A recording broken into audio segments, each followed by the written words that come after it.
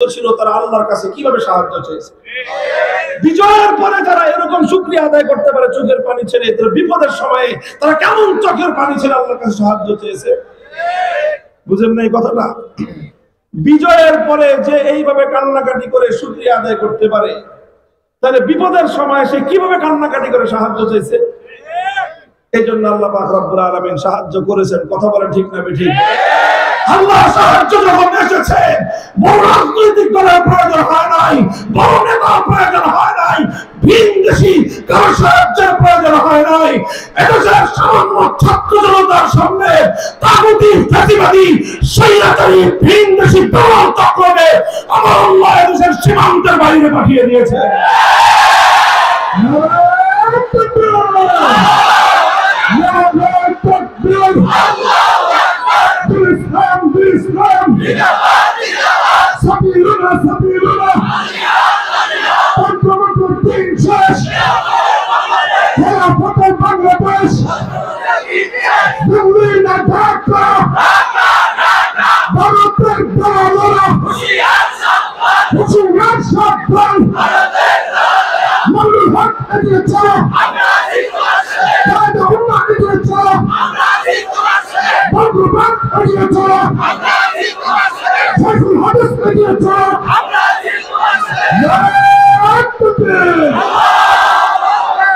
ভাই, এই জাতির মায়েরা তো এখনো আবু সাইদদের মতো সন্তান জন্ম দেয়। আপনি কি বলতে চান এদেশে সম্ভব না? তো কোন দেশে সম্ভব? এদেশের মায়েরা নিজেদের যুবক সন্তানদেরকে বিপ্লবের সময় বলেছে, যাও বাবা, বিদায় দিলাম, দেশকে জনগণকে জুলুমের হাত থেকে মুক্ত করে ঘরে ফিরলাম। তো যেই দেশের মায়েরা হাসি মুখে সন্তানদেরকে যুদ্ধের মাঠে পাঠাতে পারে, যে দেশের মায়েরা হাসি মুখে নিজেদের সন্তানদেরকে আবু সাইদদের মতো রণাঙ্গনে পাঠাতে পারে, যে দেশের মায়েদের গর্ভে আবু সাইদদের মতো সন্তান জন্ম নেয়, সেই জাতি যদি চেষ্টা করে আল্লাহর দ্বীনের জন্য, আল কোরআনের রাজ গড়বার জন্য বিপ্লব আনতে পারে, বিপ্লব আনতে পারে নাই।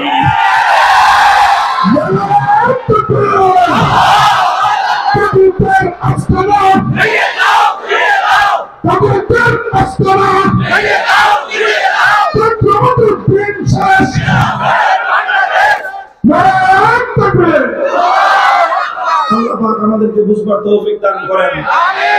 নিজেদেরকে প্রস্তুত করি আমরা ইনশাআল্লাহ। কথা বলেন ঠিক কিনা? আমরা আমাদের কদম উঠাই, সাহায্য করবেন কে? আমরা পথ চলতে শুরু করি, গন্তব্যে পৌঁছাবেন কে? কাজে আল্লাহর উপর ভরসা রেখে, অবিচল আস্থা এবং বিশ্বাস রেখে সামনের দিকে কদম উঠাই। সব কিছু দেখা শেষ, সারা দুনিয়া জুড়ে ইসলামের যেই নতুন নবজাগরণ শুরু হয়েছে, খোরাসান থেকে সিরিয়া পর্যন্ত মুসলমানরা আল্লাহর দ্বীন পরিপূর্ণভাবে বিজয়ী করে কোরআনের শাসন ব্যবস্থা প্রতিষ্ঠা করে ফেলেছে। আরে ভাই, করে ফেলেছে ইনশাআল্লাহ না? বলেন আলহামদুলিল্লাহ। এটা এখন ইনশাআল্লাহর যুগ না, এটা আলহামদুলিল্লাহর যুগে আছি আমরা। কথা বলেন ঠিক না ঠিক?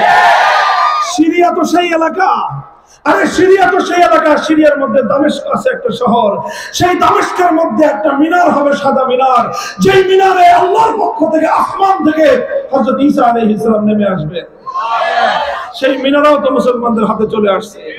সেই দামেস্কে ইসলাম কায়েম হয়ে গেছে, সেই সিরিয়াতে ইসলাম কায়েম হয়ে গেছে। এখনো যদি ঘুমায় থাকি আমরা, তাহলে শেষ পর্যন্ত রেলগাড়ি পাবো না। দিন বিজয় হয়ে যাবে ইনশাআল্লাহ। আল্লাহর দ্বীনের বিজয়ের দিন আসতেছে, রূপবার সাধ্য নাই।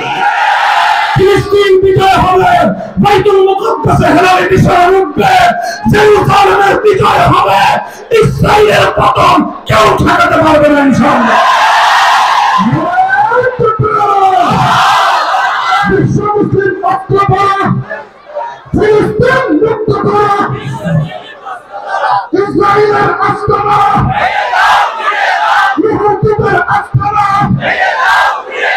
পত্রমন্ত্রী প্রিন্সেস মরুল হক এগিয়ে চলো, আমার হক করি।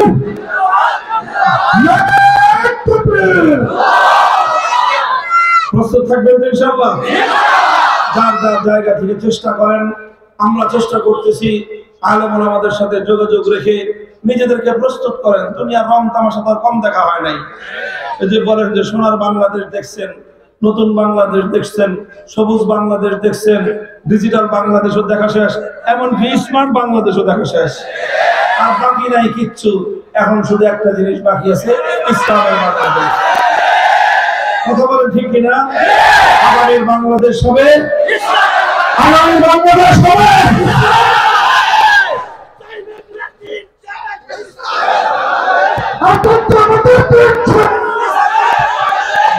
ইসলামের বাংলাদেশ, খেলাফতের বাংলাদেশ,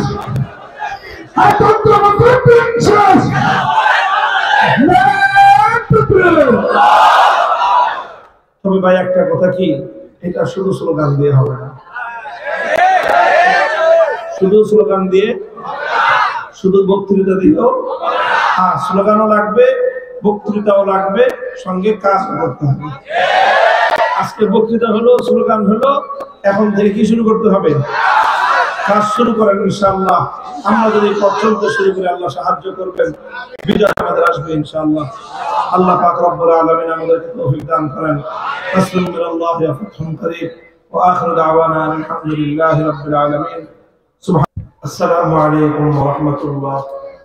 ওয়া আলাইকুম আসসালাম ওয়া রাহমাতুল্লাহ। ইন্নাল হামদুলিল্লাহ نحمده ونستعينه ونستغفره ونؤمن به ونتوكل عليه ونشهد أن لا إله إلا الله وحده لا شريك له ونشهد أن سيدنا ومولانا محمدا عبده ورسوله صلى الله تعالى عليه وعلى آله وأصحابه وبارك وسلم تسليما كثيرا. أما بعد فأعوذ بالله من الشيطان الرجيم. بسم الله الرحمن الرحيم. ألم تر إلى الذين يزعمون أنهم آمنوا بما أنزل إليك وما أنزل من قبلك يريدون أن يتحاكموا إلى الطاغوت وقد أمروا أن يكفروا به ويريد الشيطان أن يضلهم ضلالا بعيدا. بارك الله لنا ولكم في القرآن العظيم ونفعنا وإياكم بالآيات والذكر الحكيم. اللهم صل على محمد وعلى آل محمد كما صليت على إبراهيم وعلى آل إبراهيم إنك حميد مجيد. اللهم بارك على محمد وعلى آل محمد كما باركت على إبراهيم وعلى آل إبراهيم إنك حميد مجيد. محترم সভাপতি, উপস্থিত হযরত উলামায়ে কেরাম, সম্মানিত শ্রদ্ধাভাজন বয়োজ্যেষ্ঠ মুরব্বী সাহেবান, সমবেত ইসলাম প্রিয়, কোরআন প্রেমিক, নবী প্রেমিক, তাওহীদি মুসলমান ভাই ও বন্ধুগণ, পর্দার অন্তরাল ও পাশাবাড়িতে অবস্থানরত আমার সম্মানিত মা ও বোনেরা, আল্লাহ পাক রব্বুল আলামিনের শুকরিয়া আদায় করি যে মহান রব্বুল আলামিন আমাদেরকে তৌফিক দান করেছেন আমরা 2 দিন ব্যাপী এই মাহফিলে আজকে শেষ দিবসে এখানে উপস্থিত হওয়ার সৌভাগ্য লাভ করেছি। দেশের বরেণ্য আলেমদের কাছ থেকে গুরুত্বপূর্ণ আলোচনা, ঈমান বৃদ্ধিকারী আলোচনা আমরা শুনেছি। নেক লোকদের সংস্পর্শে, দ্বীনি পরিবেশে জীবনের কিছু মূল্যবান সময় কাটানোর সুযোগ পেয়েছি। এই সবই আল্লাহ পাকের মেহেরবানি। এই জন্য আল্লাহ পাক রব্বুল আলামিনের দরবারে কালিমাতুশ শুকরের হাদিয়া পেশ করি আলহামদুলিল্লাহ। আলহামদুলিল্লাহ। মুহতারাম হাজিরিন, আমি আপনাদের সম্মুখে পবিত্র কোরআনে কারীমের সূরাতুন নিসার 60 নম্বর আয়াতটি তেলাওয়াত করেছি। আমার তেলাওয়াতকৃত আয়াতের মধ্যে আল্লাহ পাক রব্বুল আলামিন বড় বিস্ময় নিয়ে আশ্চর্য হয়ে একটা প্রশ্ন রেখেছেন মানুষের কাছে। আল্লাহ বলেন, আলাম তারা ইলাল্লাযীনা ইয়াজউমুনা আন্নাহুম আমানু বিমা উনজিলা ইলাইকা ওয়া মা উনজিলা মিন ক্বাবলিকা ইউরিদুনা আন ইয়াতাহাকামু ইলাত তাগুতি ওয়া ক্বাদ উমিরু আন ইয়াকফুরু বিহি ওয়া ইউরিদু আশ-শাইতানু আন ইউদিল্লাহুম দালালাম বাঈদা। আল্লাহ বলেন যে তুমি কি এমন লোক দেখেছো, এক শ্রেণীর মানুষ আছে যারা নিজেদেরকে ঈমানদার বলে দাবি করে, যারা নিজেদেরকে ঈমানদার বলে দাবি করে, নিজেদের পরিচয় দিয়ে তারা নাকি ঈমানদার, অথচ তাদের কাজটা কি? ইউরিদুনা আন ইয়াতাহাকামু ইলাত তাগুত, অথচ তারা তাগুতের কাছে বিচার চাইতে যায়, তারা তাগুতের সিদ্ধান্ত মানতে চায়, তারা তাগুতের কাছে ফয়সালা জানতে চায়।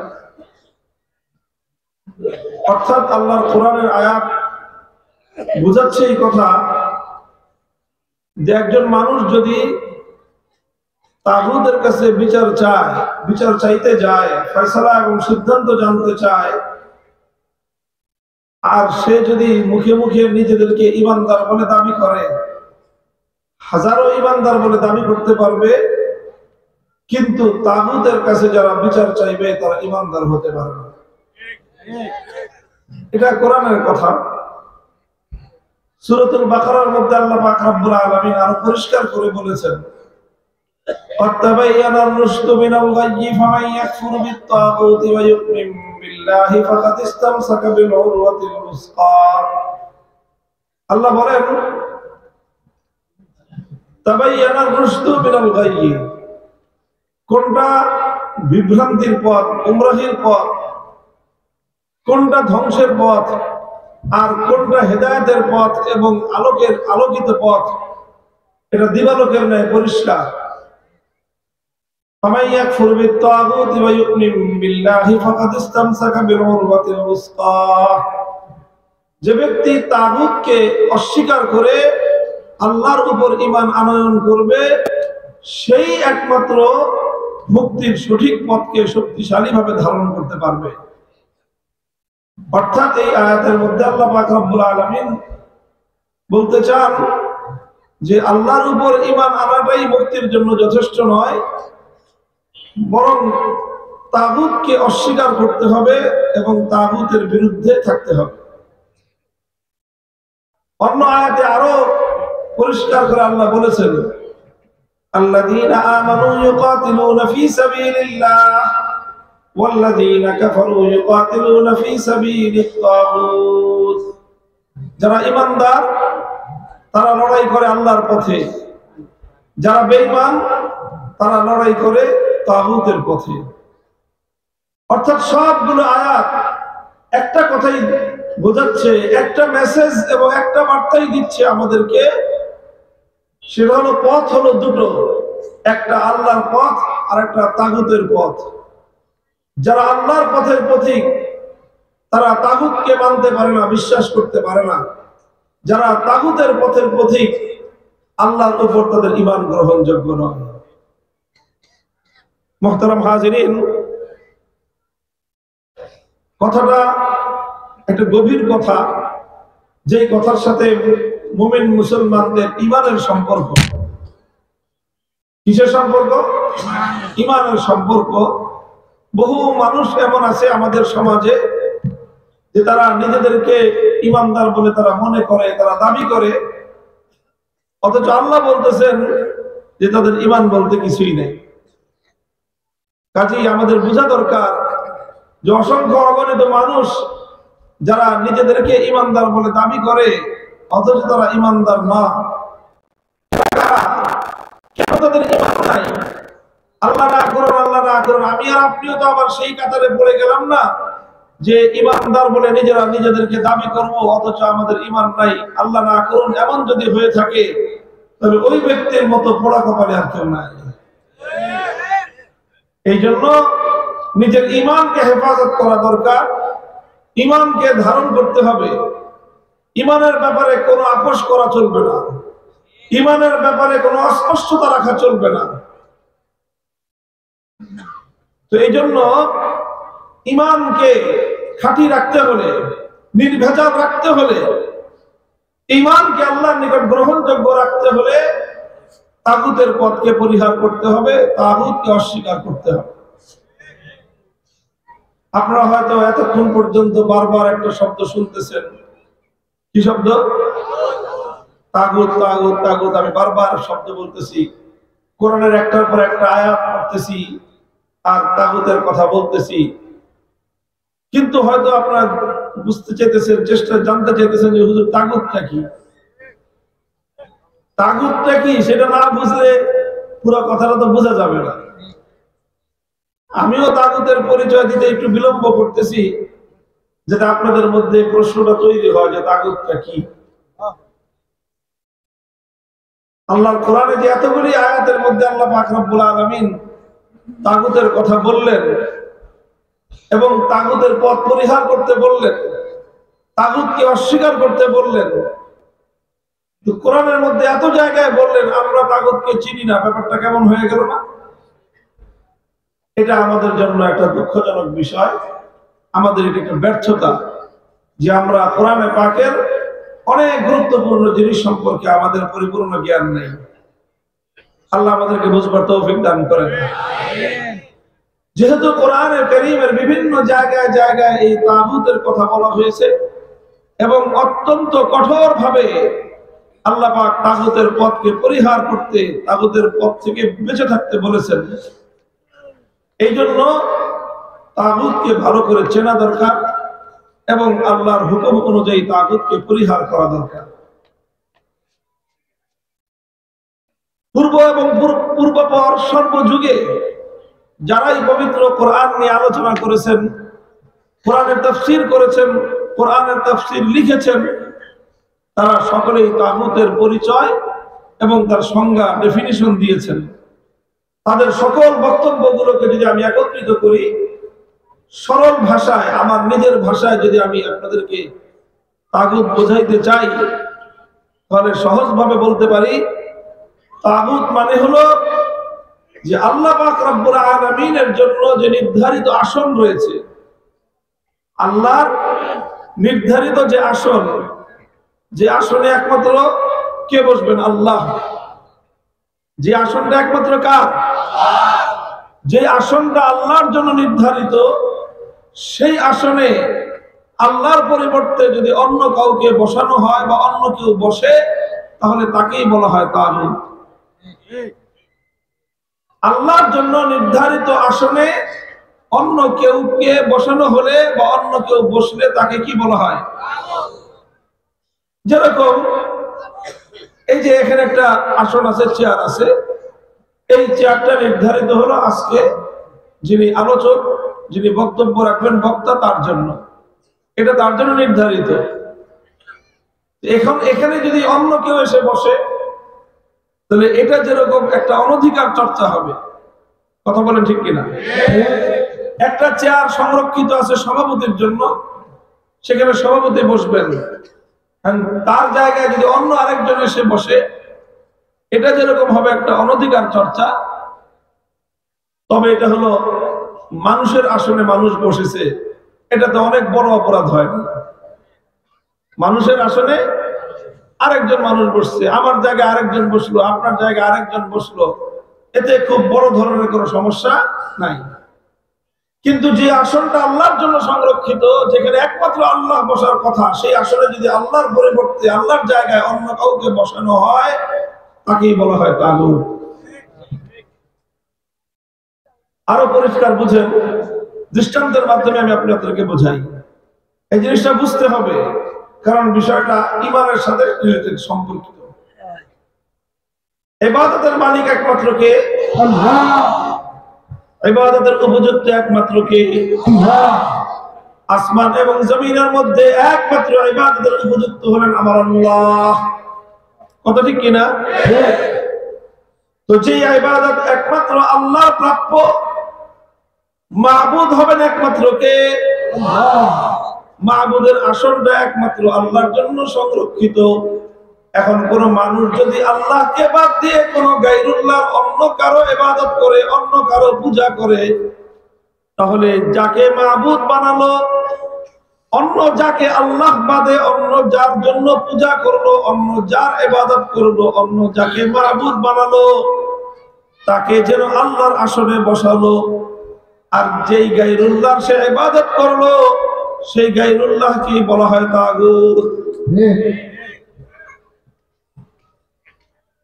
আল্লাহ ইবাদতের মালিক একমাত্র কে? আল্লাহ। ইবাদতের উপযুক্ত একমাত্র কে? আল্লাহ। আর আল্লাহকে বাদ দিয়ে যদি অন্য কারো ইবাদত করা হয়, তাহলে যেটা একমাত্র আল্লাহর জন্য করণীয় ছিল, সেটা আল্লাহকে বাদ দিয়ে অন্য কারো জন্য করা হলে যার ইবাদত করা হলো তাকেই তাগুত বলা হয়। যেমন ধরেন, সেই যুগে কোরআন নাজিলের যুগে মানুষ লাত, মানাত, উজ্জা, হুবাল এই সকল দেব দেবতার পূজা করত। অথচ ইবাদত একমাত্র কার প্রাপ্য? আল্লাহকে বাদ দিয়ে যখন লাতের পূজা করা হলো, তখন লাতকে বলা হয় তাগুত। আল্লাহকে বাদ দিয়ে যখন মানাত, উজ্জা, হুবাল এই সকল দেবতার পূজা করা হলো, তখন এই দেবতাগুলোকে বলা হয় তাগুত। এক কথায় বলতে গেলে, যেটা একমাত্র আল্লাহর প্রাপ্য, সেই জায়গায় যদি অন্য কাউকে দেওয়া হয়, তাকেই বলা হবে তাগুত। বর্তমান যুগে লাত, মানাত, উজ্জা, হুবাল এই সকল দেব দেবতা নাই। তার পরিবর্তে আছে দুর্গা, সরস্বতী, কালী ইত্যাদি অনেক রকম দেব দেবতার পূজা মানুষ করে। কথা ঠিক কিনা? তো যখন আল্লাহকে বাদ দিয়ে দুর্গার পূজা করা হয়, তখন দুর্গাকে বলা হয় তাগুত। আল্লাহকে বাদ দিয়ে যখন সরস্বতীর পূজা করা হয়, তখন তাকে বলা হয় তাগুত। আল্লাহকে বাদ দিয়ে যখন লক্ষ্মীর পূজা করা হয়, তখন তাকে বলা হয় তাগুত। আল্লাহকে বাদ দিয়ে যখন সূর্যের পূজা করা হয়, তখন সূর্যকে বলা হয় তাগুত। আল্লাহকে বাদ দিয়ে যখন অগ্নি পূজা করা হয়, তো ওই আগুনকে বলা হয় তাগুত। কথা বোঝা গেল? কথা বোঝা গেল তাগুত কাকে বলে? এটা একটা জিনিস দিয়ে আমি বোঝালাম, ইবাদতের উপযুক্ত একমাত্র কে?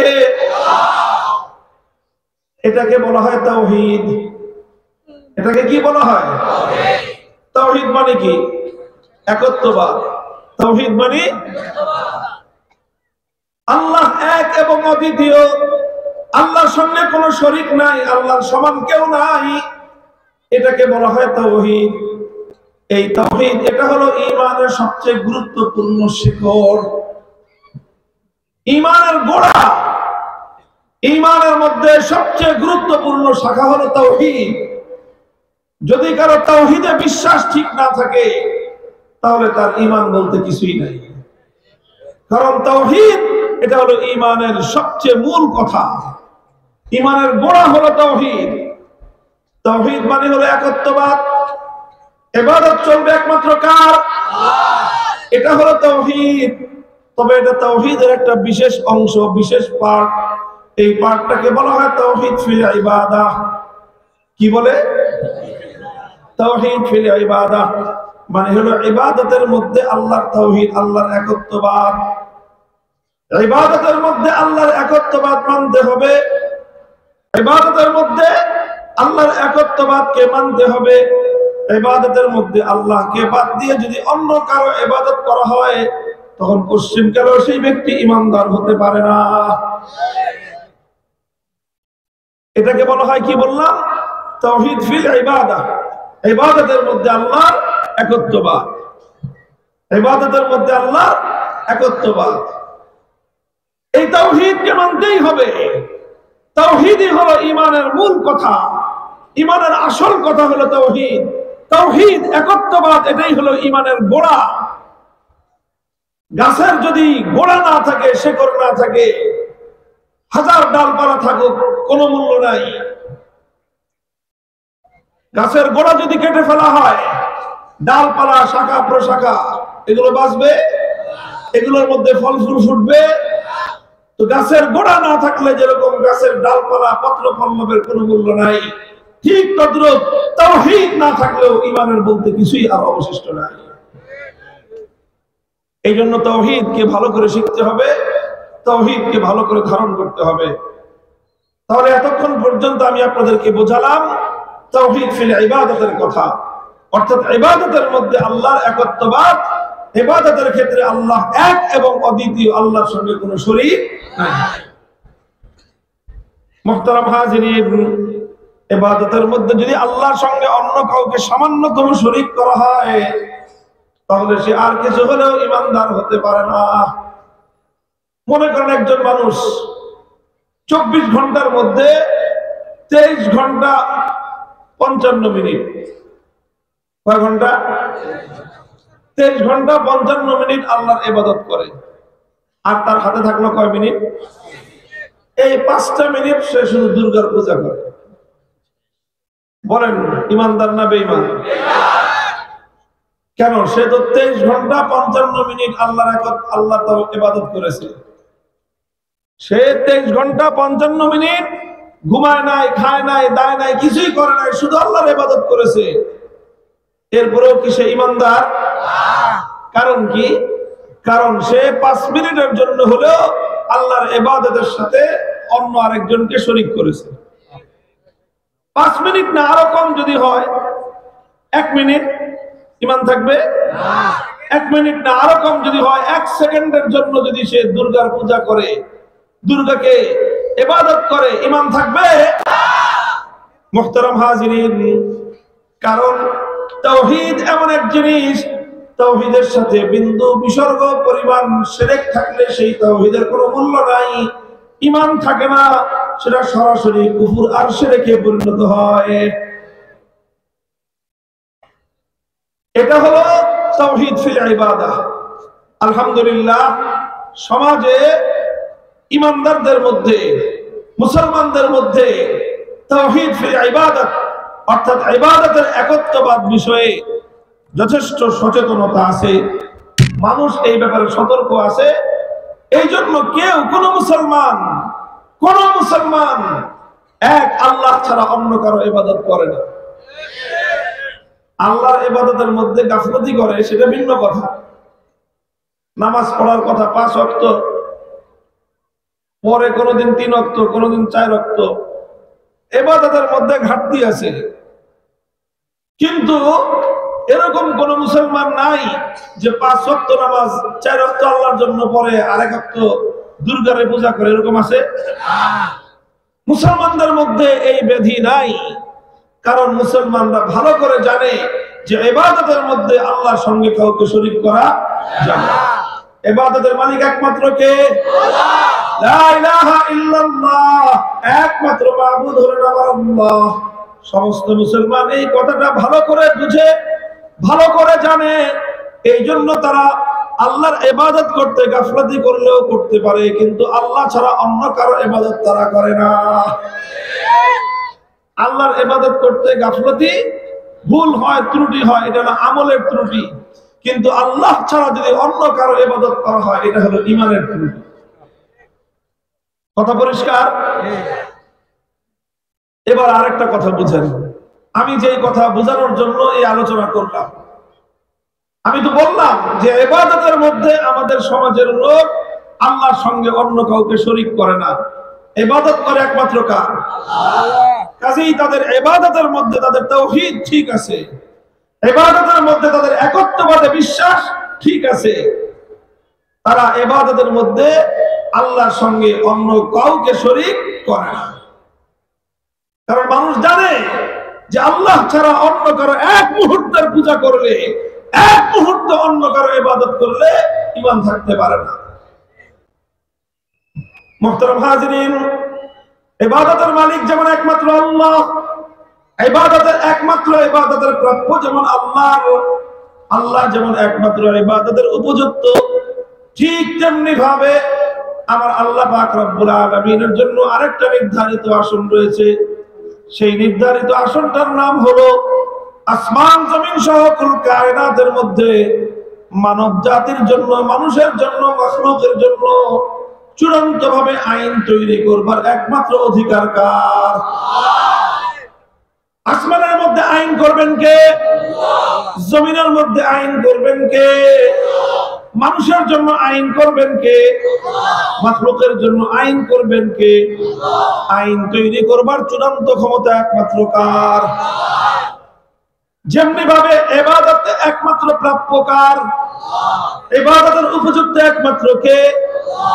ইবাদতের উপযুক্ত একমাত্র যেমন আল্লাহ, ঠিক তেমনি ভাবে এই মহাবিশ্বের মধ্যে আইন তৈরি করবার অধিকারও একমাত্র কার? এটাকে বলা হয় তাওহীদ, ইবাদতের তাওহীদ। আর এটাকে বলা হয় আইন করার তাওহীদ। এটাকে বলা হয় তাওহীদ ফিল ইবাদাহ আরবিতে, আর এটাকে বলা হয় তাওহীদ ফিল হাকিমিয়াহ, অর্থাৎ আইন তৈরি করবার একমাত্র অধিকার কার? কথা কি বুঝতেছেন?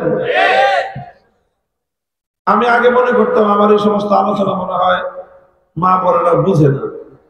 আমি একটু বুঝেন না, জজবাতি কথা বলি, মানুষের মধ্যে ইমানের জজবা, ইমানের প্রেরণা, সেই সমস্ত কথাবার্তা বেশি বলি, তাই না?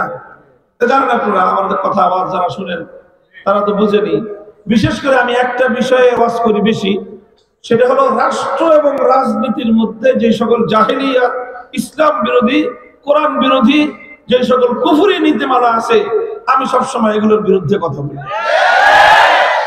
এটা আপনারা জানেন, এটা আমি ওপেন সিক্রেট আমার। আর এই কারণে আমার অনেক মূল্য দিতে হয়, এই কারণে আমার অনেক মূল্য দিতে হয়। এই যে তাগুতের বিরুদ্ধে কথা বলতেছি, তো এই সমাজে তাগুতের যত গোলাম আছে তত খেপবে আমার উপরে। তাগুতের গোলামরা তো খেপবেই, এটা জানা কথা আমাদের। তো তারা আমার উপরে খেপবে, আমাদেরকে তারা জুলুম করবে, নির্যাতন করবে, আমাদের উপর অত্যাচার স্টিমরোলার নেমে আসবে, জেল জুলুম ঘুরিয়ে আমাদের উপর নেমে আসবে। সব জেনে বুঝে শপথ নিয়ে আমরা কথা বলি, সিদ্ধান্ত নিয়ে আমরা কথা বলি। জীবন থাকবে কি থাকবে না পরোয়া করবো না, আল্লাহর কোরআনের কথা, তাওহীদের কথা আমরা বলেই যাব।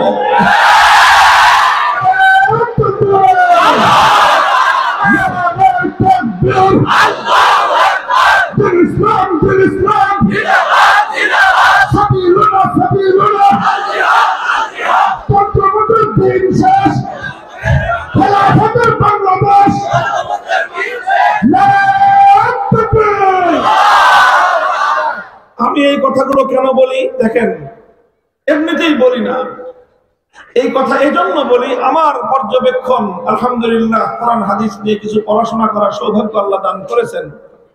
আমি আমার সমাজ নিয়ে যখন পর্যবেক্ষণ করি তখন দেখি যে এই সমাজে অনেক অন্যায় আছে, অনেক পাপ কাজ হয়, তবে অধিকাংশ পাপ কাজের দ্বারা মানুষের আমল নষ্ট হয়। কি নষ্ট হয়? মানুষ সিনেমা দেখে, সিনেমা দেখলে মানুষের আমল নষ্ট হয়। মানুষ পর্দা পুশিদা করে না, বেপর্দা হয়, বেপর্দা করলে মানুষের আমল নষ্ট হয়।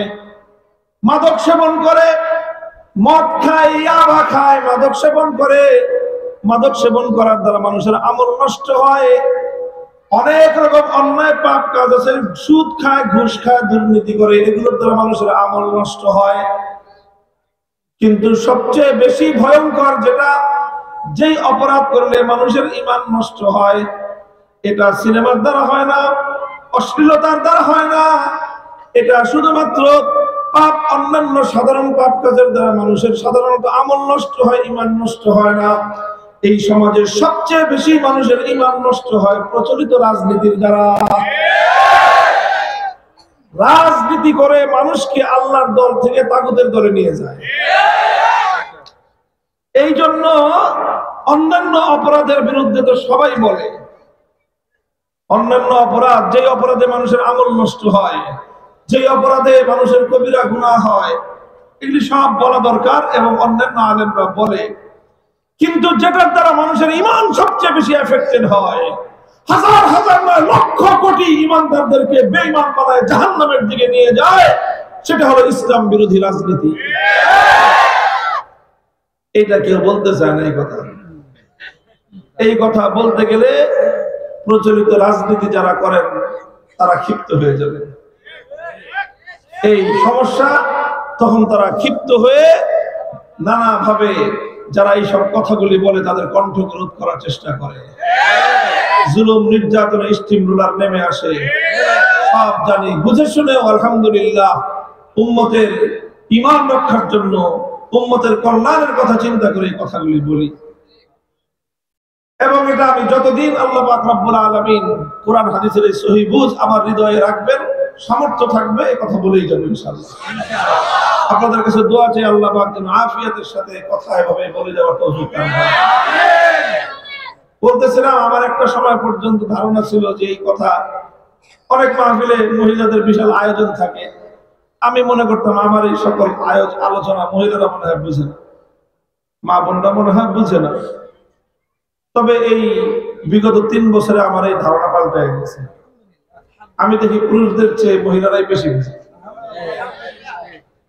আমার কাছে যে তথ্য আছে, ইনফরমেশন, যে আমার উপর যখন রাষ্ট্রযন্ত্র ভয়ঙ্কর হায়নার মতো হামলে পড়লো, গোটা রাষ্ট্রযন্ত্র নিয়ে দেশের সর্বোচ্চ ক্ষমতাধর ব্যক্তি প্রধানমন্ত্রীর চেয়ারে বসে ব্যক্তিগতভাবে আমার বিরুদ্ধে হামলা করলো, নেকেড ভাবে আমার বিরুদ্ধে আক্রমণ পরিচালনা করা শুরু করলো, গোটা সরকারের সমস্ত রাষ্ট্রযন্ত্রকে ব্যক্তি মামুনুল হকের বিরুদ্ধে লড়াইয়ে দেবে। ইতিহাসের নির্মম জঘন্যতম বর্বরতম হামলা। এই আক্রমণে 3 বছরের বেশি সময় অত্যন্ত কষ্টকর এক ভয়াবহ মানসিক যন্ত্রণার মধ্যে কারাগারে দিনাতিপাত করতে হয়েছে আমাকে। অন্য যারা জেল খেটে তারা শারীরিকভাবে কষ্ট স্বীকার করে, আমাকে যে পরিস্থিতির দিকে ঠেলে দেওয়া হয়েছে সেটা যতটা না শারীরিক কারাগারে থাকার বন্দিত্বের যতটা না কষ্ট ছিল, তার চেয়ে আর অনেক বেশি মানসিক যন্ত্রণার শিকার হয়েছে আমি। সেই সময়ের কষ্টের সময় আমি সারা পৃথিবীর কাছ থেকে খবর আসতো, এবং সবচেয়ে বেশি আমার মুক্তির জন্য, পরিত্রাণের জন্য, আমার হেফাজতের জন্য বেশি দোয়া করেছেন মা বোনেরা। ঘরে ঘরে রোজা রেখেছেন, কোরআনে পাক খতম করে দোয়া করেছেন, অনেকে নানাভাবে দান খয়রাত করেছেন। পুরুষদের তো মনটা একটু শক্ত থাকে, তারা এত কিছু করে না, নিজের ধান্দায় থাকে বেশি। মা বোনদেরকে আল্লাহ পাক রব্বুল আলামিন অন্তরের কোমলতা দান করেছেন, তারা বিপদগ্রস্ত মানুষের জন্য বেশি কান্নাকাটি করে, আল্লাহর দ্বীনের জন্য সাহায্য সহযোগিতা তারা বেশি করে। এবং এই পূর্ণ সময়টায় তাদের পক্ষ থেকে দোয়া দুরূদ, তাদের পক্ষ থেকে আমার জন্য অনেক নেক আমল করে আমার মুক্তির জন্য আল্লাহর কাছে দোয়া করার ঘটনা অনেক বেশি সংঘটিত হয়েছে। এবং এই সংবাদগুলি আমার কাছে পর্যায়ক্রমে আসতেই থাকে, এখনো আসে। বিভিন্ন জায়গায় খবর পাই যে অমুকের মা। আপনাদের কি বলবো, আমাদের বাংলাদেশের একজন একেবারেই খুব সুপ্রসিদ্ধ একজন বুজুর্গ, একটা খানদান, শুধু একজন বুজুর্গ না, এই যে এখন যে নানুপুরের বিষয়ে বুজুর্গ আছেন, কি নাম, সালাউদ্দিন সাহেব। সালাউদ্দিন সাহেবের বয়স কত হবে বলুন তো? 70 বছর। হ্যাঁ, আচ্ছা, ওনার মায়ের বয়স কত বলতে গেলে? ওনার বয়স, ছেলের বয়স যদি হয় 70 বা 75 বয়স, তোমার মায়ের বয়স কত হবে? মিনিমাম 90। উনি মারা গেছেন এই গত 2-3 বছর আগে মনে হয়। এই মহিলার কথা আমি নিজে শুনেছি, এবং ওনার পরিবার থেকে আমার কাছে ওনার ছেলে, আরেক ছেলে বলছে যে আমার মা জায়নামাজে বসে ওনার সন্তানদের জন্য যে পরিমাণ দোয়া করতেন তার চেয়ে বেশি আমার নাম নিয়ে দোয়া করতেন। আমাকে যে আল্লাহ পাক হেফাজত করছেন কেমনে বুঝেন না? এটা আমার কেরামতি না। আমাকে আল্লাহ পাক হেফাজত করেছেন, আমার বিরুদ্ধে ষড়যন্ত্র করে এত বড় ক্ষমতাধর একটা শক্তি পরাস্ত হয়ে গেছে। তার কারণ হলো এই সকল নিভৃতচারী আল্লাহওয়ালা বুজুর্গদের দোয়া। নানুপুরি হযরতের আম্মা এবং ওনার মুবারক খানদান, বরকতময় খানদান, এইরকম একজন শতবর্ষী আল্লাহওয়ালি নারী, তিনি যদি জায়নামাজে বসে আমার জন্য দোয়া করে, তো আমার পশম ছিঁড়বে কে? কথা বলেন ঠিক কিনা? অসংখ্য অগণিত এই ধরনের মানুষ, অনেকে বাইতুল্লাহ শরীফে গিয়ে তাওয়াফ করে করে দোয়া করেছে, অনেকে মুলতাজামে চোখের পানি ছেড়ে দিয়ে হাউমাউ করে কান্নাকাটি করেছে, আল্লাহর ঘরের সামনে আল্লাহকে ডেকে আমার জন্য দোয়া করেছে। আল্লাহ পাক রব্বুল আলামিন এই সব দোয়ার বরকতেই মূলত এত বড় ষড়যন্ত্রকে আল্লাহ নিশ্চিহ্ন করে দিয়ে আল্লাহ পাক আমাকে আবার মুক্ত অবস্থায় জাতির মধ্যে ফিরিয়ে দিয়েছেন। আল্লাহর দিনের আরো কিছু কথা বলবার সুযোগ আল্লাহ পাক করে দিয়েছেন। আল্লাহ পাক রব্বুল আলামিন যারা এইভাবে আমার জন্য দোয়া করেছেন তাদেরকে তো আসলে আমার দেওয়ার কিছু নেই, আমার কাছে কিছু আছে তাদেরকে দেওয়ার মতো। আমি কারাগারে থাকা অবস্থায় সংবাদগুলো যখন শুনতাম তো আমার মনের মধ্যে আসলে আমি তাদের জন্য কি করব।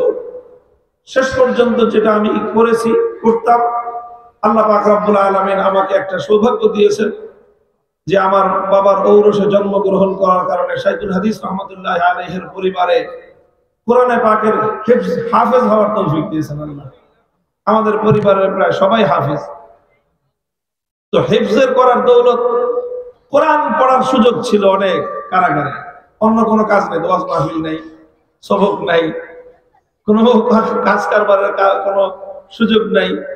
তো যা সুযোগ পাওয়া যেত এর মধ্যে দীর্ঘ দীর্ঘ সময় কোরআনে পাকের তেলাওয়াত। আর যেহেতু না দেখে আমরা পড়তে পারি হাফেজ হওয়ার কারণে, তো নামাজের মধ্যেই তেলাওয়াত বেশি হইতো, লম্বা লম্বা রাকাত নামাজ পড়ার সুযোগ হইতো, তেলাওয়াত করতাম। তো তেলাওয়াতের অনেক খতম আমি শুধুমাত্র ওই সমস্ত মানুষের জন্য ইসালে সওয়াব করে দিয়েছি যারা আমার জন্য সারা দুনিয়ায় যে সমস্ত মানুষেরা, যে সমস্ত মায়েরা বোনেরা, যে সমস্ত বৃদ্ধ বাবারা ভাইয়েরা আমার জন্য দোয়া করেছেন, আমার জন্য তারা পেরেশান হয়েছেন, তাদের সকলের জন্য আমি আল্লাহর কাছে দিয়ে বলছি যে আল্লাহ আমার কাছে দেওয়ার কিছু নাই, কোরআন খতম করলাম, এর সওয়াবগুলো তুমি তাদের আমলনামায় পৌঁছে দাও। এই করেছি, আর কি করব। যাই হোক, আমি বলতেছিলাম একটা কথাই যে আমার ধারণা তখন পরিবর্তন হয়ে গেছে যে মহিলারা আমার জন্য তারা এরকম নেক আমল করে কেন। নিশ্চয়ই আমার কথা তারা বুঝে, নিশ্চয়ই তারা বুঝে এবং তারা মনে করে যে হ্যাঁ এই কথাগুলি থাকা দরকার সমাজে, এই কথাগুলি উচ্চারণ হওয়া দরকার মানুষের ঈমানকে রক্ষা করার জন্য, জাতিকে রক্ষা করার জন্য, দেশকে হেফাজত করার জন্য, তাগুতের অপশক্তির হাত থেকে আগামী প্রজন্মের ঈমান রক্ষা করার জন্য। এই কথা, ঈমানের কথা, তাওহীদের কথা বলতেই হবে, উচ্চারণ করতেই হবে।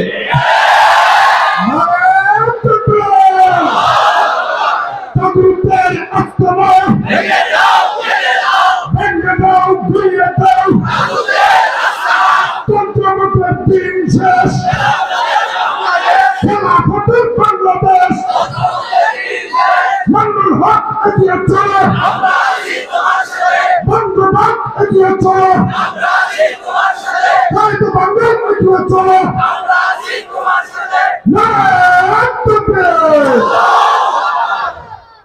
মুহতারাম হাজিরিন, আমি বলতেছিলাম একটা হলো ইবাদতের তাওহীদ, একটা হলো ইবাদতের তাওহীদ, অর্থাৎ ইবাদতের উপযুক্ত একমাত্র কে? আল্লাহ। এটা হলো ইবাদতের তাওহীদ। ঠিক তেমনি ভাবে তাওহীদের আরেকটা পার্ট হলো তাওহীদ ফিল হাকিমিয়া। এই মহাবিশ্বের মধ্যে চূড়ান্ত ভাবে আইন তৈরি করবার অধিকার একমাত্র কার? আল্লাহ। একমাত্র অধিকার হলো আল্লাহর। কেউ প্রশ্ন করতে পারেন, প্রশ্নটা বুঝেন, প্রশ্ন আসতে পারে, আপনাদের মনে না আসলেও আপনারা বাইরে গিয়ে অন্যের কাছ থেকে প্রশ্ন শুনতে পারেন। এই জন্য অ্যাডভান্স আমি আগাম প্রশ্নের জবাব দিয়ে দেই, যেন কথার মধ্যে কেউ বিভ্রান্তি সৃষ্টি করবার চেষ্টা করতে না পারে। প্রশ্ন আসতে পারে, আইন তৈরি করবার অধিকার যদি একমাত্র আল্লাহর হয়, তাহলে কি কোনো মানুষ আইন করতে পারবে না? সরকার কি কোনো আইন করতে পারবে না? কর্তৃপক্ষ কি কোনো আইন করতে পারবে না? কোন কমিটি, কোন প্রতিষ্ঠানের কমিটি, কোন সংগঠনের কর্তৃপক্ষ, তারা কি কোনো আইন করতে পারবে না? রাষ্ট্র পরিচালনা করতে গিয়ে সরকার কি কোনো আইন করতে পারবে না? প্রশ্নটা বুঝেছেন? আমি আগে বললাম আইন তৈরি করবার চূড়ান্ত ক্ষমতা একমাত্র কার? আল্লাহ। প্রশ্ন আসবে, তাহলে সরকার, রাষ্ট্র, কর্তৃপক্ষ, আদালত, তারা কি কোনো আইন করতে পারবে না? প্রশ্নটা বুঝেছেন? প্রশ্নের জবাব হলো হ্যাঁ, পারবে। সরকারও আইন করতে পারবে, যে কোনো কর্তৃপক্ষ আইন করতে পারবে, যে কোনো কমিটি আইন করতে পারবে। তবে আইন করতে পারবে একটা শর্তে। কয় শর্তে? যে কোনো মানুষ কোন আইন করতে চাইলে কয় শর্তে? এক শর্তে আইন করতে পারবে। সেই শর্তটা হলো এই, মানুষের বানানো কোন আইন আল্লাহর কোন আইনের বিরুদ্ধে যেতে পারবে না। কয় শর্ত? এক শর্ত হলো মানুষের কোন আইন আল্লাহর কোন আইনের বিরুদ্ধে যেতে পারবে না। মানুষ যদি আল্লাহর আইনের বিরুদ্ধে আইন করে তাহলে সে আল্লাহর ক্ষমতা নিজের হাতে তুলে নিল। কারণ আল্লাহর আইনের বিরুদ্ধে আইন করার অধিকার কারো নাই। অন্য যে আল্লাহর আইনের বিরুদ্ধে আইন করলো সে সরাসরি আল্লাহর সঙ্গে টক্কর দিল। এই জন্যই ইবাদতের মালিক যেমন একমাত্র আল্লাহ, আল্লাহকে বাদ দিয়ে অন্য কারো ইবাদত করা হলে তাকে বলা হয় যেমন তাগুত। ঠিক তদ্রূপ আইন তৈরি করবার অধিকার একমাত্র আল্লাহ। আল্লাহর আইনের বিরুদ্ধে যদি অন্য কেউ আইন করে তাহলে তাকেও বলা হয় তাগুত। এখন সে যে হোক না কেন, আল্লাহর আইনের বিরুদ্ধে যদি কোনো রাজা বাদশা আইন করে সেই রাজা বাদশাকে বলা হবে তাগুত। আল্লাহর আইনের বিরুদ্ধে যদি কোনো রাষ্ট্রপতি আইন জারি করে সেই রাষ্ট্রপতিকে বলা হবে তাগুত। আল্লাহর আইনের বিরুদ্ধে যদি কোনো প্রধানমন্ত্রী কোনো আইন জারি করে সেই প্রধানমন্ত্রীকে বলা হবে তাগুত। আল্লাহর আইনের বিরুদ্ধে যদি কোনো মন্ত্রী পরিষদ কোনো আইন তৈরি করে সেই মন্ত্রী পরিষদকে বলা হবে তাগুত। আল্লাহর আইনের বিরুদ্ধে কোনো আদালত কোনো বিচারালয় কোনো বিচারপতি যদি কোনো আইন জারি করে সেই আদালত সেই বিচারপতিকে বলা হবে তাগুত।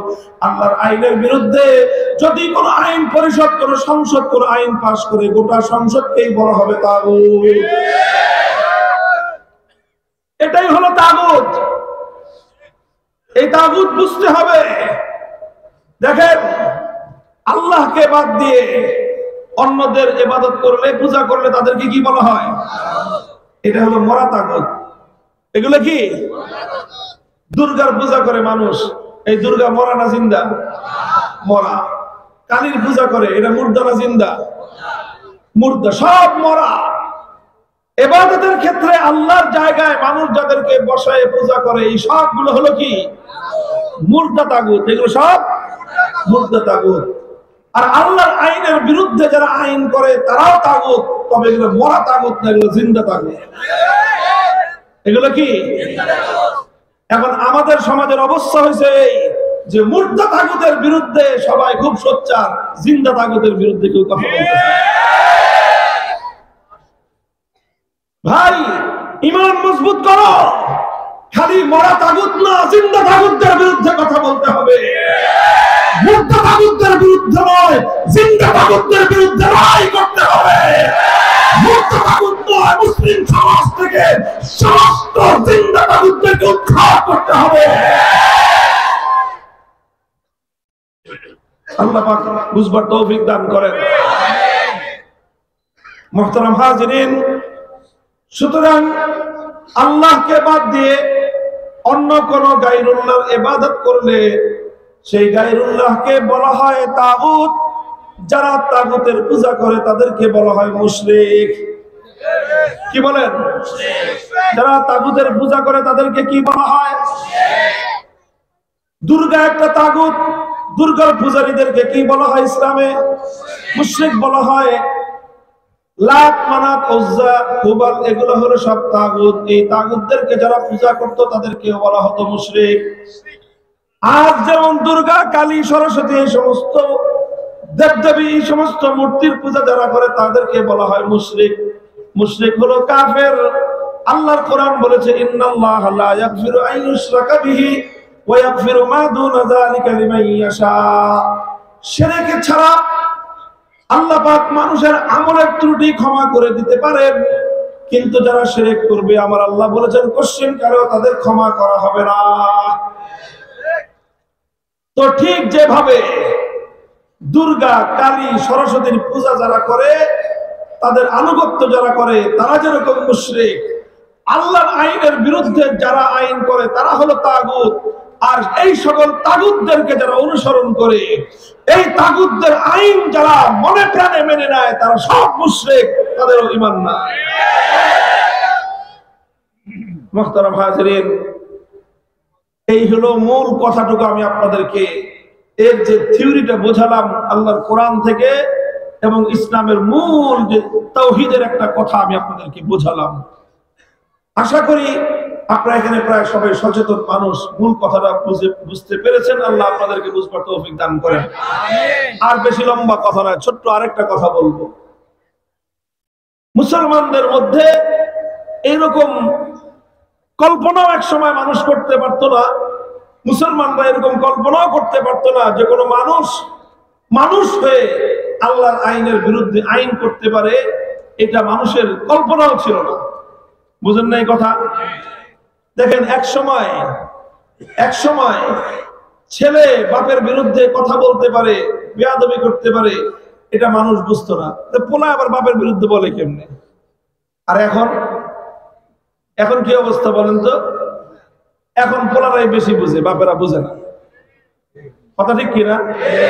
ঠিক এরকম এক সময় মুসলমানদের মধ্যে পরিবেশটা এমন ছিল যে কোনো মানুষ আল্লাহর আইনের বিরুদ্ধে আইন করতে পারে, এটা কোনো মুসলমান কল্পনাই করতে পারতো না।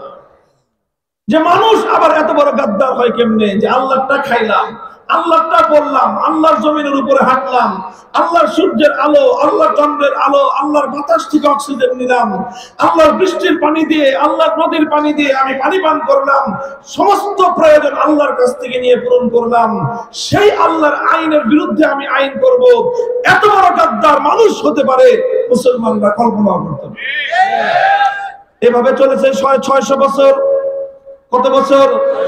600 বছর পর্যন্ত মুসলমানদের মধ্যে এমন কোন গাদ্দার দেখা যায় নাই, এমন কোন বিশ্বাসঘাতক দেখা যায় নাই যে আল্লাহর আইনের বিরুদ্ধে কোন আইন তৈরি করতে পারে।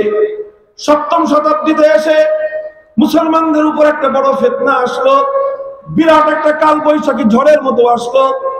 এই মঙ্গল জাতি, যাদেরকে তাতারি বলা হয়, তাতারি জাতি, মঙ্গোলিয়ানরা, তারা পঙ্গপালের মতো মুসলমানদের উপর হামলা করলো, আক্রমণ করলো, মুসলমানদের রাজধানী বাগদাদকে ধ্বংসস্তূপে পরিণত করলো।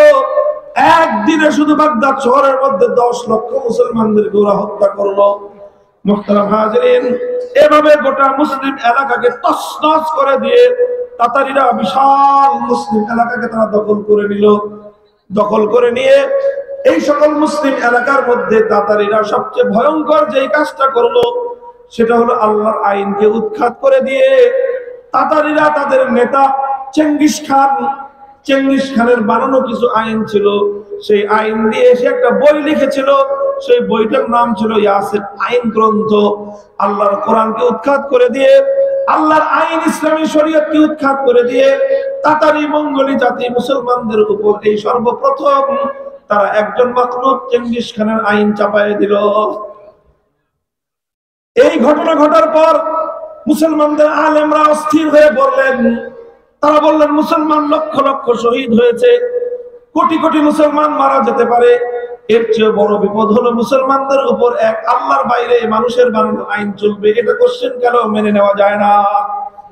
যুদ্ধ চললো, লড়াই চললো, শাহাদাত বরণ করতে থাকলেন আলেম সমাজ, কারারুদ্ধ হতে থাকলেন। শাইখুল ইসলাম ইবনে তাইমিয়া রাহমাতুল্লাহি আলাইহি 6 বার কারাবরণ করলেন। জীবনের মূল সময়টা তার কারাগারে চলে গেল। এভাবে লড়াই সংগ্রাম করতে করতে করতে করতে এক সময় আল্লাহ পাক রব্বুল আলামিন অবস্থার পরিবর্তন ঘটালেন। তাতারিরা পরাজিত হলো, অনেক তাতারি মুসলমান হয়ে গেল। আল্লাহ পাক রব্বুল আলামিন তাতারিদের এই জুলুম এবং অত্যাচারের শৈল শাসনের অবসান ঘটালেন। মুসলমানরা আবার ফিরে পেল আল্লাহর আইন। এরপরে আবার চলল খেলাফতে ওসমানিয়ার 700 বছর পর্যন্ত আবার আল্লাহর আইন চললো। 600 বছর পর্যন্ত আল্লাহর আইন চললো। আগের 600 বছর, পরে 600 বছর, 1200 বছর পর্যন্ত মুসলিম জাতির মধ্যে এভাবে আল্লাহর আইন অব্যাহত ভাবে চলেছিল। এরপরে আসলো 18 শতকে মুসলিম জাতির উপর এই ইউরোপিয়ান পশ্চিমা সাম্রাজ্যবাদী শক্তি আগ্রাসন পরিচালনা করলো। আমাদের এই ভারতবর্ষকে দখল করে নিল ব্রিটিশ, ওদিক দিয়ে ফ্রান্স দখল করে নিল বিশাল আফ্রিকার আরব অঞ্চলগুলোকে, ইটালি দখল করলো কিছু মুসলিম অঞ্চল। ফ্রান্স, ইটালি, আফ্রিকা সহ পশ্চিমা আগ্রাসনে মুসলমানদের দেশগুলো তাদের হাতের দখলে চলে গেল। এই ব্রিটিশরা আমাদের ভারতবর্ষকে দখল করে সবচেয়ে ভয়ঙ্কর যে অভিশাপটা আমাদের জাতির উপর চাপিয়ে দিল, সেটা হলো এই মুসলিম জাতির উপর থেকে আল্লাহর আইন উৎখাত করে দিয়ে ব্রিটিশরা তাদের নিজেদের বানানো আইন মুসলিম জাতির উপর চাপিয়ে দিল। এটা 1757 সালের ঘটনা বলতেছি। 1757 সাল থেকে 1947 সাল 190 বছর পর্যন্ত ব্রিটিশদের বানানো এই আইন, মানব রচিত আইন, কুফরি আইন, তাগুতি আইনের দ্বারাই আমাদের এই গোটা ভারতবর্ষ শাসিত হলো। 190 বছর পর্যন্ত মুসলমানরা ব্রিটিশদের হাত থেকে দেশটাকে মুক্ত করার জন্য, আবার আল্লাহর আইন ফিরিয়ে আনবার জন্য অনেক সংগ্রাম করেছেন, আজাদির সংগ্রাম করেছেন, মুক্তির সংগ্রাম করেছেন, জিহাদ করেছেন, যুদ্ধ করেছেন। বালাকোটের রণাঙ্গনে জিহাদ করে শহীদ হয়েছেন সৈয়দ আহমদ শহীদ রহমতুল্লাহ আলাইহি। 1857 সালে শামেলির রণাঙ্গনে জিহাদ করে শহীদ হয়েছেন হাফিজ সামিন রহমতুল্লাহ আলাইহি। 1866 সালে দারুল উলুম দেওবন্দ প্রতিষ্ঠিত হওয়ার পর দেওবন্দের সন্তানরা আবার লড়াই করেছেন তাহরিকে রেশমি রুমাল, আবার লড়াই করেছেন তাহরিকে খিলাফত। এভাবে করতে করতে করতে করতে 190 বছর ব্রিটিশদের বিরুদ্ধে সংগ্রাম করে লড়াই করে অবশেষে 1947 সালে ব্রিটিশদেরকে বিতাড়িত করেছে। কথা বেশি লম্বা বলবো না, কথা শেষ আমার। 1947 সালে যখন ব্রিটিশরা বিতাড়িত হলো, তখন আমাদের দেশটা চলবে কিভাবে, এটা নিয়ে একটা বিতর্ক দেখা দিল। হিন্দুরা বলল বাংলা এই উপমহাদেশে তখন দুই জাতি, হিন্দু জাতি, মুসলিম জাতি। হিন্দুরা বলল আমাদের দেশটা চলবে ধর্মনিরপেক্ষ মতবাদ অনুযায়ী। আর অধিকাংশ মুসলমান বলল যে না, 190 বছর অনেক রক্ত দিয়েছি আমরা, জীবন দিয়েছে আমাদের পূর্বপুরুষরা, ধর্মনিরপেক্ষ রাষ্ট্র করবার জন্য নয়, মুসলমানরা রক্ত দিয়েছে আল্লাহর জমিনে আল্লাহর আইন বাস্তবায়ন করবার জন্য। শেষ পর্যন্ত 47 সালে মুসলমানদের সেই দাবি বিজয় হলো এবং দেশটা দুই ভাগ হলো। একটা ভাগ ধর্মনিরপেক্ষতাবাদীদের জন্য, এটা ভারত হলো। আরেকটা ভাগ পেল মুসলমানরা। মুসলমানদের যে ভূখণ্ড হলো, সেখানে কথা ছিল, অঙ্গীকার ছিল, জাতির সঙ্গে ওয়াদা করা হয়েছিল এই ভূখণ্ডে আইন চলবে আল্লাহর, সংবিধান হবে আল কোরআনের। 1947 সালে মুসলমানরা একটা ভাগ পেয়েছে, যদিও সেই ভাগটা ছিল বৈষম্যপূর্ণ। মুসলমানদেরকে ঠকানো হয়েছে, হিন্দুদেরকে জেতানো হয়েছে। অনেক অনেক লম্বা কথা, ওই পেছনে আমি করতে চাই না, শুধু বলতে চাই আমরা অনেক বৈষম্যের শিকার হয়ে 47 সালের দেশ ভাগটা আমরা মেনে নিয়েছিলাম। কেন মেনে নিয়েছিলাম? মেনেছিলাম এই জন্য আমরা ঠকতে পারি, বৈষম্যের শিকার হতে পারি। আমরা 8 আনার জায়গায় পেয়েছিলাম মাত্র 4 আনা, আর ওরা 8 আনার জায়গায় পেয়েছিল 12 আনা। আমরা 4 আনা নিয়ে সন্তুষ্ট ছিলাম, এই জন্য যে আমরা না হতে পারি, বড় রাষ্ট্র না পেতে পারি, আমরা অর্থনৈতিকভাবে উন্নত না হতে পারি, 3 বেলা না খেয়ে 1 বেলা প্রয়োজনে আমরা পেটে পাথর বেঁধে থাকতে পারি, কিন্তু আমরা এমন একটা দেশ পাবো, এমন একটা ভূখণ্ড পাবো, এমন একটা মানচিত্র পাবো, যেই মানচিত্রে আইন চলবে আল্লাহর, সংবিধান হবে আল কোরআনের। এটা করেছেন আমার বাবা, আপনার বাবা, আমাদের পূর্বপুরুষরা। এই সংগ্রাম করে দেশটাকে ভাগ করেছিলেন। দুর্ভাগ্যজনক ভাবে 1947 সালে মুসলমানরা দেশ ভাগ করে যে অংশটা পেয়েছিল, এটার শাসক হয়ে গেল পশ্চিম পাকিস্তানি খান পাঠানরা। 24 বছর পর্যন্ত ওরা জাতির সঙ্গে গাদ্দারি করেছে, বিশ্বাসঘাতকতা করেছে। যে কথা ছিল যে কোরআনের আইন হবে, আল্লাহর আইন চলবে, ইসলামী শরীয়ত অনুযায়ী দেশ চলবে, 24 বছরে ওরা ইসলামী শরীয়ত প্রতিষ্ঠা করে নাই, আল্লাহর আইন বাস্তবায়ন করে নাই, বরং তার জায়গায় করেছে জুলুম, তার পরিবর্তে করেছে বৈষম্য। আমাদের উপর জুলুম, নির্যাতন, নিপীড়ন, নিষ্ঠুরতা চালানোর কারণে 24 বছর পরে সেই রাষ্ট্র ভেঙে টুকরো করা হয়েছে, খান খান করা হয়েছে। 71-এর পরে আমরা আবার মনে করেছিলাম যে দেশটা তো আবার সেই তো মুসলমানদের দেশ, মুসলমানদের জন্য যেই ভাগ, সেই ভাগ তো আমরা পেয়েছি। কাজেই আমরা এদেশে আল্লাহর কোরআনের আইন অনুযায়ী দেশ শাসন করব, রাষ্ট্র শাসন করব। 54 বছর কেটে গিয়েছে, আজও পর্যন্ত মুসলমানদের সেই স্বপ্ন পূরণ হয় নাই। ওই 24 বছর, 54 বছর, 78 বছর পর্যন্ত এদেশের মুসলমানরা তারা ধোঁকাবাজি, প্রতারণা এবং লাঞ্ছনার শিকার হয়েছে, তারা বিশ্বাসঘাতকতার শিকার হয়েছে। মুহতারাম হাজিরিন, বলতে পারেন হুজুর আল্লাহর আইনের দ্বারা দেশ শাসন না হলে সমস্যাটা কি? ভালোই তো আছি ভাই। ইমানের দিক থেকে ভালো নাই। ইমানের দিক থেকে বলবেন কেমন ভালো নাই? ছোট্ট একটা কথা আমি আপনাদেরকে বলি যে কতটা ভয়ঙ্কর অবস্থায় আপনি এবং আমরা আছি। আমি আপনাদেরকে একটা প্রশ্ন করি, জবাব দিয়েন তো। আচ্ছা বলেন তো, যদি আপনাদের কারো বাড়িতে ডাকাতি হয় অথবা চুরি হয় অথবা কারো আপনজন যদি খুন হয়, কি করেন আপনারা? কি করবেন বলেন? বলেন তো কি করবেন?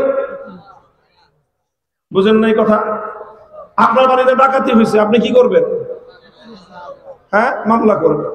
আপনার একজন আপনজন খুন হয়েছে, আপনি কি করবেন? মামলা করবেন, ছাড়া কিছু করার আছে আপনার? আচ্ছা, আপনি মামলা করলেন, এটা তো অহরহ ঘটনা ঘটে, কথা ঠিক কিনা? নানা কারণে মামলা মোকদ্দমা জড়াইতে হয় না? আপনারা কেউ হয় মামলা করেন, কেউ মামলা খান, এই তো। আমরা অর্ধশত মামলা খেয়ে আইন আদালতে যাই, অনেকে মামলা করতে আইন আদালতে যান। আচ্ছা, আপনি যেই মামলাটা করলেন ডাকাতির বিরুদ্ধে, চোরের বিরুদ্ধে অথবা খুনের হত্যাকাণ্ডের কারণে খুনির বিরুদ্ধে, হত্যাকারীর বিরুদ্ধে যে মামলা আপনি করলেন, এই মামলায় মনে করেন বিচার চললো, বিচার চলে সাক্ষী প্রমাণের দ্বারা শেষ পর্যন্ত অপরাধ প্রমাণিত হইল, যে অপরাধী, যে দোষী, তার বিরুদ্ধে অপরাধ প্রমাণ হয়ে গেল। বুঝছেন? আচ্ছা, অপরাধ প্রমাণ হওয়ার পরে এখন তো আদালত বিচার করবে, করবে না? আদালত যেই বিচারটা করবে, মনে করেন ডাকাতের বিরুদ্ধে শাস্তি দিবে, শাস্তিটা দিবে আল্লাহর কোরআনের আইন অনুযায়ী, তাই না? হ্যাঁ, আপনাদের কি ধারণা? আপনি যেই মামলা করলেন সেই মামলায় যখন আপনার পক্ষে এবং ডাকাতের বিরুদ্ধে যে আদালত রায় দিল, সেই রায়টা, সেই অর্ডারটা কোরআনের আইন অনুযায়ী দেওয়া হয়েছে, আল্লাহর আইন অনুযায়ী দেওয়া হয়েছে। আচ্ছা, তাহলে চোরের বিরুদ্ধে যেটা দিচ্ছে সেটা আল্লাহর আইন অনুযায়ী, তাহলে খুনির বিরুদ্ধে যেটা দেওয়া হয়েছে সেটা আল্লাহর আইন অনুযায়ী। তাহলে আল্লাহর আইন অনুযায়ী যদি না দেওয়া হয়ে থাকে, তাহলে কোন আইন অনুযায়ী দেওয়া হয়েছে বলেন? মানুষের বানানো, ব্রিটিশের বানানো আইন। খালি মানুষ না, ব্রিটিশ তো খালি মানুষ না রে ভাই। আমাদের ঢাকায় একটা মানুষ যখন চূড়ান্ত পর্যায়ে বাটপার হয়, যখন বাটপারি আর ধরা যায় না, তখন মানুষ কি বলে? শালা একটা ব্রিটিশ। বুঝেন নাই? হালকা পাতলা বাটলার বাটপার হইলে কি করে না? ব্রিটিশ কয় না। ব্রিটিশ কারে? চরম পর্যায়ের বাটপারি, ওর বাটপারি সদার কেউ পারে না, তখন ও কি হয়ে যায়? বাটপারি করতে করতে করতে করতে একটা মানুষ যখন চূড়ান্ত পর্যায়ের বাটপার হয়, তখন ওরে বলে, এমনি বলে ব্রিটিশরা এই বাটপারি আমাদের সাথে করেছে, এই জন্য এই দেশের মানুষ জানে যে চরম পর্যায়ের বাটপারি যারা করে ওদেরকে বলা হয় ব্রিটিশ। আমার আদালত চলছে ব্রিটিশের আইন অনুযায়ী, আমার রাষ্ট্র চলছে ব্রিটিশের আইন অনুযায়ী, আমার শিক্ষা ব্যবস্থা চলছে ব্রিটিশের আইন অনুযায়ী, আমার প্রশাসন চলছে সব ব্রিটিশের আইন অনুযায়ী। তাহলে মানুষের বানানো, খালি মানুষ না, ব্রিটিশের বানানো আইন অনুযায়ী বিচার করবে, কথা ঠিক? কথা মানলেন তো একটু? এবার আসেন, আমি আলোচনা শুরু করেছিলাম যে প্রসঙ্গটা দিয়ে। আমি বলেছিলাম কোরআনে কারীমের সূরাতুন নিসার 60 নম্বর আয়াতে আল্লাহ বলেছেন, তোমাদের মধ্যে কিছু মানুষ এমন আছে যারা নিজেদেরকে ঈমানদার বলে দাবি করে, অথচ তারা তাগুতের কাছে বিচার চাইতে যায়। তাগুতের পরিচয় কি দিয়েছি? যে তাগুতের পরিচয় হলো আল্লাহর জায়গায় যার ইবাদত করা হয় তাকেও বলা হয় তাগুত, আল্লাহর আইনের বিরুদ্ধে যে আইন করে তাকেও বলা হয় তাগুত। কথা মনে আছে? আচ্ছা, এখন বলেন, ব্রিটিশরা যে আইন বানালো আল্লাহর আইনের বিরুদ্ধে, এতে কি তারা তাগুত হইলো কি হইলো না? আচ্ছা, তারা তো তাগুত হইলো, এটা নিয়ে তো এত টেনশনের বিষয় না। টেনশনের বিষয় হলো আপনারে নিয়ে, আমাদেরকে নিয়ে টেনশন। এখন আপনি বলেন তো, আল্লাহর কোরআন বলতেছে যারা তাগুতের কাছে বিচার চাইতে যায় তাদের ঈমান নাই। এখন আপনারা যারা এই যে বিচার চাইতে গেলেন তাগুতের আইনের কাছে, ঈমান থাকলো না গেল? এখন আপনারা একটু ফতোয়া দিলেন যে ঈমান নেই। আমি কিন্তু কিছু বলি নাই, বলছি আসলে কথা অনুযায়ী কথাটা ধারা এভাবেই যায়, কথার গতি এটাই। ঈমান থাকার কথা না, কিন্তু শুধু একটা কারণে ঈমানটা যায় নাই, ঝুল্লা রয়েছে। বুঝেন নাই কথা? কয়টা কারণে? একটা কারণে। সেই কারণটা হলো এই, আমরা যারা এখন তাগুতের কাছে বিচার চাইতে যাচ্ছি, আমরা বাধ্য হয়ে যাচ্ছি। কি হয়ে? মনের খুশিতে যাই। যদি এদেশে আল্লাহর আইনের আদালত থাকতো, ব্রিটিশের বানানো আইনের আদালতের কাছে কেউ বিচার চাইতে যেতাম? যদি আল্লাহর আইনের বিচারের ব্যবস্থা থাকতো, মানব রচিত বিচার ব্যবস্থার কাছে কেউ বিচার চাইতে যেতাম? তো ভাই, আল্লাহর আইনের বিচার ব্যবস্থা থাকলে তাগুতের বানানো আইনের কাছে যারা বিচার চাইতে যায় তারা নিঃসন্দেহে কাফের এবং মুশরিক। এখন আমাদের ঈমানটা ঝুলে আছে শুধু এই জন্য যে আমরা তো ইচ্ছা করে যাচ্ছি না, আমরা যাচ্ছি বাধ্য হয়ে। তো বাধ্য হয়ে কোনো কাজ করলে তো ইসলামী শরীয়তের মধ্যে কিছুটা অবকাশ আছে, আছে না নাই? ইল্লা মান উকরিহা ওয়া কলবুহু মুতমাইন্নুম বিল ঈমান। আল্লাহর কোরআন বলেছে কি কি জিনিস খাওয়া হারাম, সব হারাম খাওয়ার তালিকা আল্লাহ দিয়েছেন। আও দামান মাসফুআন আও লাহমা খিনজিরিন ফাইন্নাহু রিজসুন আও ফিসকা। এরপর আল্লাহ বলেছেন ফামান ইসতুররা গায়রা বাগিন ওয়ালা আদিন ফালা ইসমা আলাইহি ইন্নাল্লাহা গফুরুর রহিম। আমার আল্লাহ বলেন মরা গরুর গোশত খাওয়া হারাম, কুত্তার গোশত খাওয়া হারাম, শুয়োরের গোশত খাওয়া হারাম।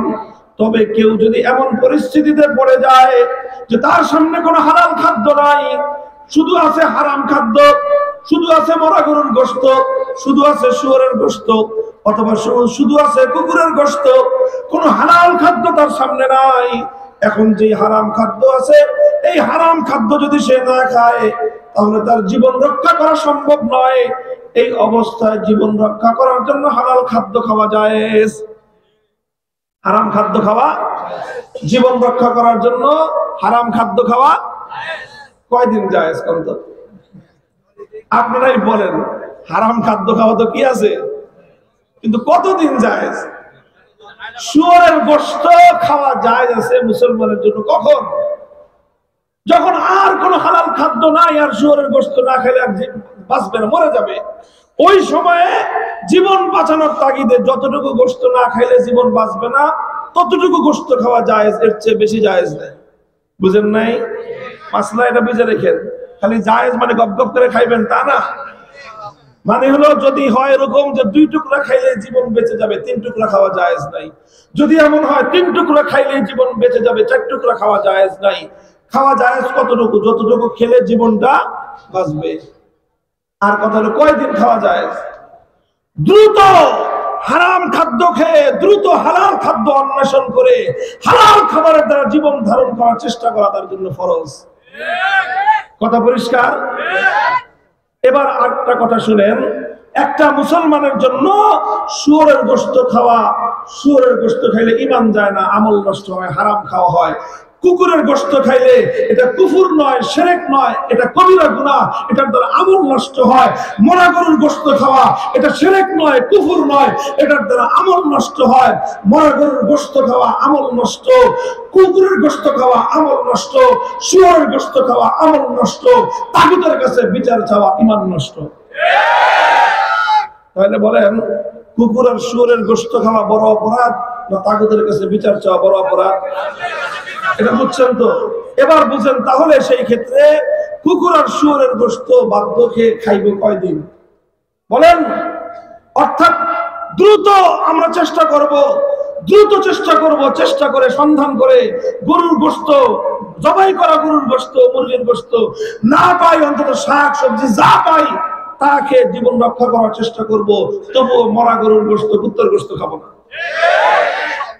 সেই জায়গায় মরা গরুর গোশত খাওয়ার চেয়ে, কুকুরের গোশত খাওয়ার চেয়ে, শুয়োরের গোশত খাওয়ার চেয়ে আরো জঘন্য অপরাধ হলো তাগুতের কাছে বিচার চাওয়া। ৭৮ বছর পর্যন্ত তাগুতের কাছে বিচার চাইতেছি, আজ পর্যন্ত আমরা তাগুতের বিচার ব্যবস্থাকে বাতিল করে আল্লাহর আইনের বিচার ব্যবস্থা প্রতিষ্ঠার কতটুকু চেষ্টা করেছি?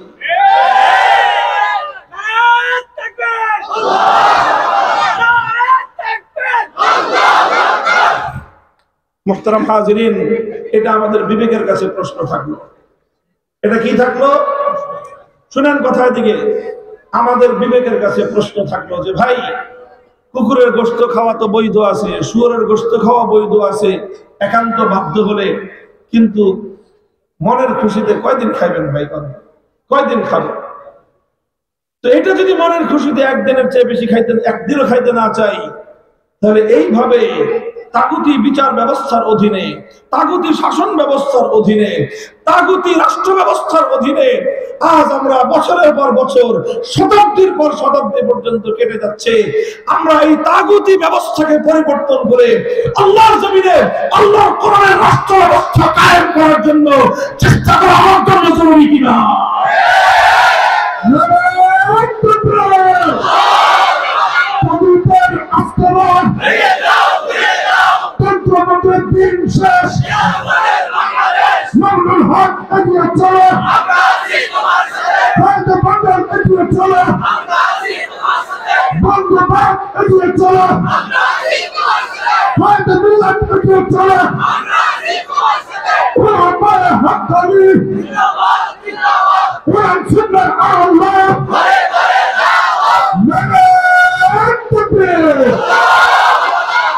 মুহতারাম হাজিরিন, আপনারা বলবেন যে হুজুর চেষ্টা করে কি পারবো? চেষ্টা করে কি পারবো? এত বড় শক্তি, এত কিছু। ভাই দেখেন, আল্লাহ পাক রব্বুল আলামিন তো বাংলাদেশে 2024 সালের জুলাই আগস্ট মাসে দেখায় দিয়েছেন। কথা বলেন, জগদ্দল পাহাড়ের মতো আমাদের বুকের উপর চেপে বসছিল। জানুয়ারি মাসের 7 তারিখে যখন নির্বাচনটা হয়ে গেছে, এই দেশের মানুষের যে হতাশা, আপনারা তো বাইরে ছিলেন, জেলখানায় যারা ছিল তাদের যে কি রকম হতাশা, আরো বুঝে আবার 5 বছরের জন্য। প্রত্যেকটা মানুষের এইরকম হতাশা, যার কোনো মুক্তির কোনো রাস্তা নাই। এই পাথর কে সরাবে? এই পাহাড়ের মতো এত বড় পাহাড়, আবার ওটার পিছনে হলো মোদির মতো এত বড় আরেক শক্তির বাটখারা। এই আধা কেজি সরাইতে পারে না, আধা কেজির উপরে আবার আধা মনের আরেকটা কি অতিরিক্ত আরেকটা শক্তি।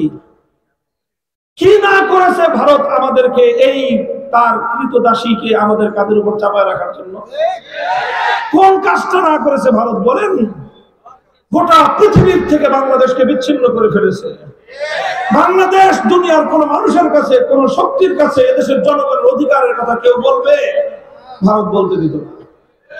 এইভাবে তার সেবা দাসীকে, এবং তার সেবা দাসী তো দুর্বল কেউ না, তার সবচেয়ে বড় রাজনৈতিক সংগঠন, গোটা প্রশাসনের টপ টু বটম সব তার দালাল, তার গোলাম। এইভাবে দেশটাকে সাজায় বসছে। আর তার উপরে এই আধা কেজির উপরে আর আধা মন তো আছে ওই পার থেকে। কেউ চিন্তা করতে পারছে যে এই পাথর বুকের উপর থেকে সরানো সম্ভব হয়েছে কি হয় নাই? মুহতারাম হাজিরিন, সরাইছে, কিন্তু সরানোর জন্য খুব বড় কোনো শক্তির প্রয়োজন হয় নাই। সবাই সহযোগিতা ছিল, কিন্তু নেতৃত্ব দেওয়ার জন্য বড় কোনো রাজনৈতিক দলের প্রয়োজন হয় নাই, বড় কোনো নেতার প্রয়োজন হয় নাই। কিছু ছাত্র, ছোট ছোট ছাত্ররা, তারা হিম্মত করে সামনের দিকে অগ্রসর হয়েছে, আল্লাহর কাছে সাহায্য কামনা করেছে। রাস্তায় রাস্তায় আমাদের ছেলেরা, স্কুল, কলেজ, ইউনিভার্সিটি, আলিয়া মাদ্রাসা, কওমি মাদ্রাসা, সব ছাত্ররা একাকার হয়ে রাজপথে দাঁড়িয়ে সংগ্রাম করেছে। আযানের সময় হয়ে গেলে আযান দিয়ে রাস্তায় দাঁড়িয়ে জামাতের সাথে নামাজ পড়েছে। নামাজ পড়ে দুহাত তুলে চোখের অশ্রু ছেড়ে আল্লাহর কাছে ফরিয়াদ করেছে। আল্লাহ সাহায্য করেছেন কি করেন নাই বলেন? আমি একটা দৃশ্য দেখেছি সামাজিক যোগাযোগ মাধ্যমে, আপনাদের চোখে পড়েছে কিনা? গণভবনে তো অনেকেই গেছে আনন্দ ফুর্তি করতে, এইটা সেটা নানা কিছু। ওখান থেকে আপনার লুটপাট তো আর বলুন না, জনগণের সম্পদ জনগণ নিয়েছে, লুটপাট কিসে? যারা বলে গণভবন লুটপাট হয়েছে, প্রধানমন্ত্রীর কার্যালয় লুটপাট হয়েছে, এটা ভুল কথা। এটাকে লুটপাট বলা হয় না। এটা জনগণ 17-16 বছর পর তাদের অধিকার ফিরে পাওয়ার আনন্দ উল্লাস করেছে। জনগণের এই সম্পদ, এটা তারা নিয়েছে উপস্থিত সময়ে।